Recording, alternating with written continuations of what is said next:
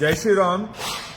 Section 55 जिल्हा परिषद पंचायत समिती ऍक्ट महाराष्ट्र राज्य याच्यामध्ये स्पष्टपणाने नमूद केलेलं आहे की ग्रामपंचायतीच्या ज्या मालकीच्या जागा आहेत त्या भाडेतत्वावर देण्याच्या संदर्भातला निर्णय संपूर्णतः ग्रामपंचायतीचा आहे.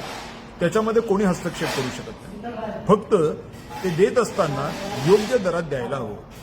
ज्या जमिनी राज्य सरकारच्या साठी किंवा जिल्हा परिषदेच्या साठी या ग्रामपंचायतीतल्या राखीव असतील, ज्याच्यामध्ये सार्वजनिक रस्ते असतील किंवा काही असतील, त्याचा विषय मात्र हा राज्य सरकारच्या अखत्यारीत किंवा राज्य सरकारच्या सहमतीने आपल्याला घ्यावा लागेल. मात्र इतर जे काही आहेत हे निश्चित स्वरूपाने ग्रामपंचायतीचे स्वतःचे अधिकार आहेत. त्यामुळे मी ग्रामपंचायतींना आवाहन करतो की सेक्शन 55 कुठल्याही वकिलाला धरा, जिल्हा परिषद ऍक्ट सेक्शन 55 वाचा आणि त्या पद्धतीने ग्रामपंचायतीच्या जमिनी भाडेतत्वावर देण्यास ताबडतोब सुरू करा. कारण राज्य सरकारकडे काही नाही. राज्य सरकार दिवाळखोर झाले, केंद्र सरकार दिवाळखोर झाले. या वर्षी 25-26 मध्ये एकही रुपया वित्त आयोगाचा आलेला नाहीये. तुम्हाला नीट लक्षात घ्या, एकही रुपया नाही.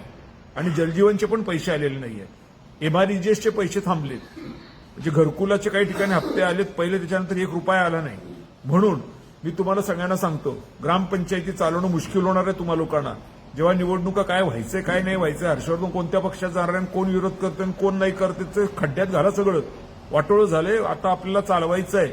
न ग्रामपंचायत चालते, ना राज्य चालते, ना देश चालतोय. आपल्याला सगळं चालवायचं आहे. का करा, आपलं आहे. आपण भारतीय आहोत, हिंदू आहोत. आपल्याला हे करावंच लागणार. हे वतन आपलं आहे. म्हणून सुरुवात केलीच पाहिजे. केंद्र सरकार केव्हा करेल तेव्हा करेल, राज्य सरकार केव्हा करेल तेव्हा करेल, जिल्हा परिषद केव्हा करेल तेव्हा करेल, पण ग्रामपंचायत मात्र आता ताब्यात आहेत तुमच्या. चालू करा. सेक्शन 55 वाचा आणि सरसकट जमिनी भाड्याने द्या. उत्पन्न वाढवा आणि ग्रामपंचायती नीट करा. जय श्रीराम. भारत माता की जय.